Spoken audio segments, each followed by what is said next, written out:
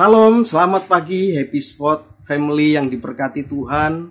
Pada kesempatan pagi ini, saya akan membagi satu renungan dengan judul perkataan. Bapak Ibu Saudara yang diberkati Tuhan, di dalam Amsal 18 ayat 21 di sana dikatakan, hidup dan mati dikuasai lidah. Siapa suka menggemakannya akan memakan buahnya. Bapak Ibu Saudara yang diberkati Tuhan, di sini ada kata hidup dan mati dikuasai lidah. Bapak Ibu Saudara yang diberkati Tuhan, tentunya kita sebagai pengikut Kristus pasti kita memilih hidup.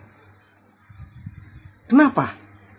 Karena dengan hidup, maka kehidupan kita yang nyata ini bisa mencerminkan Kristus dimanapun kita berada.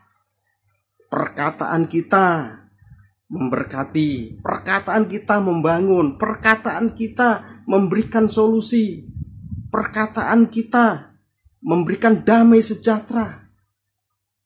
Nah, sehingga kehidupan kita dimanapun kita berada menjadi hidup. Dan orang yang mendengarkannya pun menjadi hidup. Dan di lingkungan di mana kita berada menjadi hidup. Inilah cermin di mana kita sebagai anak-anak Tuhan, sebagai pengikut Kristus. Jadi dalam kata lain, dimanapun kita berada, kita tahu identitas kita ini siapa. Kalau kita pengikut Kristus, otomatis apapun yang kita kerjakan, apapun yang kita perkatakan, itu senantiasa memberikan kehidupan. Bapak Ibu Saudara yang diberkati Tuhan. Tapi beda halnya dengan kalau kita memilih mati. Kata mati di sini, Bapak Ibu Saudara, tidak ada pertumbuhan. Kalau boleh saya bilang seperti itu. Kenapa? Perkataan yang tidak ada pertumbuhan, tidak ada kehidupan, otomatis Saudara, itu adalah perkataan-perkataan yang sia-sia.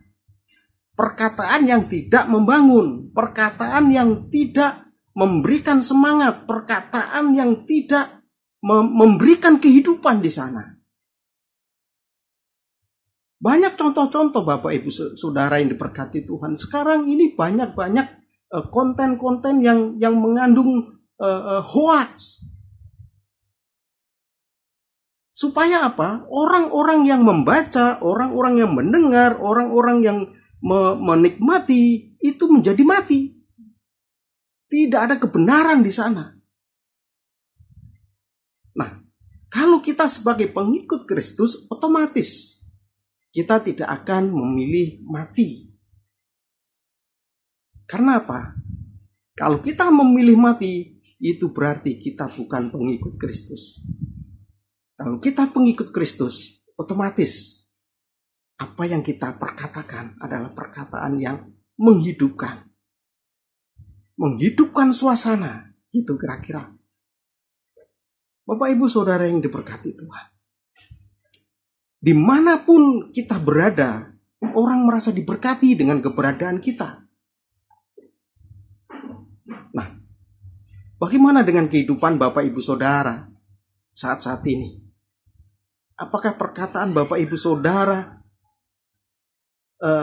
menghidupkan atau justru mematikan orang-orang yang di sekeliling kita? Orang-orang yang di lingkungan kita. Apakah mereka merasa hidup atau mereka merasa mati dengan apa yang kita lalui, apa yang kita jalani dalam hari-hari kita, apa yang kita perkatakan dalam hari-hari kita, dalam kehidupan kita ini. Bapak Ibu Saudara yang diberkati Tuhan, banyak orang-orang Kristen di sana, apalagi dalam situasi kondisi yang Contoh aja pemilihan umum dan lain sebagainya, Bapak Ibu Saudara. Banyak orang-orang Kristen di dalam sana yang hidupnya tidak mencerminkan kehidupan Kristus. Justru perkataan-perkataan yang mematikan, perkataan-perkataan yang hoaks. Nah, kita diingatkan Bapak Ibu pada kesempatan pagi yang indah ini, mari kita jaga perkataan kita. Kita jaga perkataan kita ini. Supaya apa?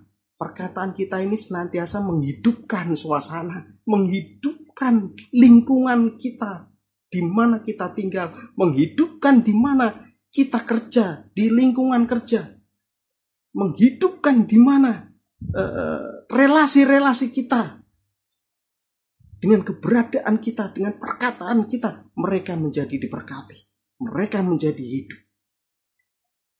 Bapak Ibu Saudara yang diberkati Tuhan, di dalam Petrus, di sana dikatakan 1 Petrus 3, di sana dikatakan bahwa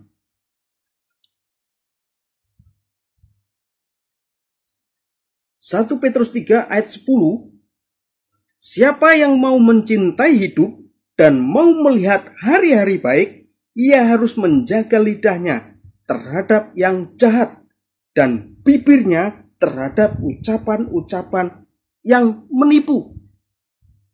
Bapak Ibu Saudara yang diberkati Tuhan, di dalam 1 Petrus 3 ini sangat jelas sekali Bapak Ibu Saudara, yang mana kita diberikan nasihat bahwa siapa yang mau mencintai hidup dan mau mau melihat hari-hari baik, ia harus menjaga lidahnya. Bapak Ibu Saudara yang diberkati Tuhan, kalau kita tahu siapa kita, maka kita tidak akan sembarangan berkata-kata, Bapak Ibu Saudara. Kita tidak akan sembarangan dengan siapapun itu.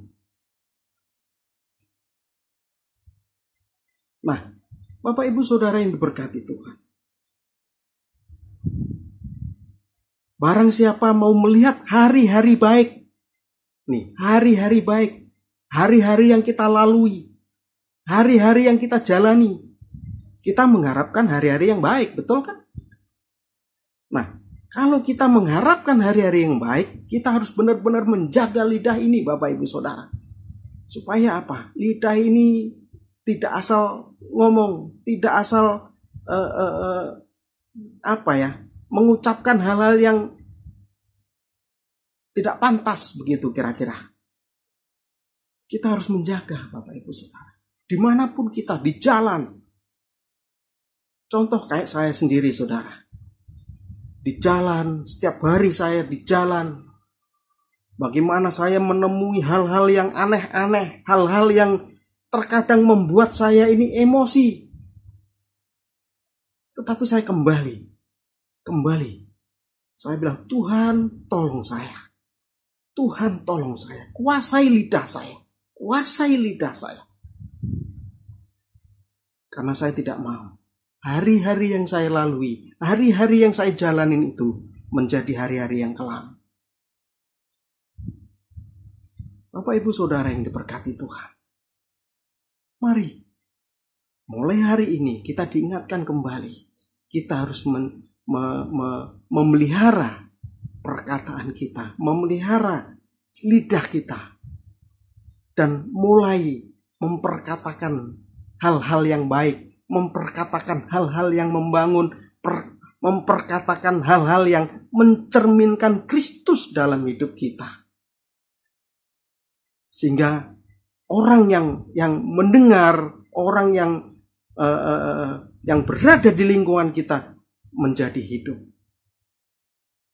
Bapak Ibu Saudara yang diberkati Tuhan. Dan bibirnya terhadap ucapan-ucapan yang menipu. Bapak Ibu Saudara yang diberkati Tuhan, kita sebagai pengikut Kristus, janganlah kita mengucapkan kata-kata yang menipu. Kenapa Bapak Ibu Saudara? mengucapkan kata-kata yang menipu, kata-kata yang omong kosong begitu kira-kira, mengucapkan kata-kata yang sia-sia. Secara tidak langsung Bapak Ibu, itu menggiring kita menuju kematian. Menuju kematian. Kenapa? Tidak ada artinya Bapak Ibu Saudara. Omong kosong itu tidak ada isinya. Tidak ada hasilnya. Tetapi beda dengan perkataan-perkataan yang menghidupkan. Karena di sana ada kuasa. Perkataan-perkataan kosong pun ada kuasa sebenarnya saudara. Tetapi kuasa menuju kematian. Tetapi kalau perkataan-perkataan yang menghidupkan, itu mengandung kuasa-kuasa yang membangkitkan kita semangat untuk senantiasa meraih mimpi, meraih kesuksesan dalam kehidupan kita. Bapak Ibu Saudara yang diberkati Tuhan, mari pada kesempatan pagi yang indah ini kita sama-sama berkomitmen untuk memperbaiki perkataan-perkataan kita. Karena dengan perkataan kita orang bisa tahu siapa kita. Kira-kira begitu Bapak Ibu Saudara. Nah, oleh sebab itu mari perkatakan perkataan yang membangun, perkatakan perkataan yang memberkati. Terima kasih, selamat pagi, salam sehat, Tuhan Yesus memberkati. Mari kita berdoa Bapak Ibu Saudara. Tuhan Yesus terima kasih pada kesempatan pagi ini kami boleh menerima berkat-Mu yang luar biasa dan mengajarkan kami untuk menjaga perkataan-perkataan kami supaya perkataan-perkataan kami ini tidak sia-sia. Perkataan-perkataan kami ini tidak memperkatakan hal-hal yang kosong, tetapi biarlah perkataan-perkataan kami ini memperkatakan hal-hal yang membangun, memperkatakan hal-hal yang menghidupkan, supaya nama Tuhan dipermuliakan lewat kehidupan kita sebagai anak-anak Tuhan. Terima kasih Bapak, terima kasih. Kerjalah sebebas-bebasnya agar kami sebagai anak-anak-Mu senantiasa semangat untuk lebih lagi mencerminkan Kristus dalam kehidupan kami. Terima kasih Bapa, dalam nama Yesus. Amin. Selamat pagi, salam sehat, Tuhan Yesus memberkati.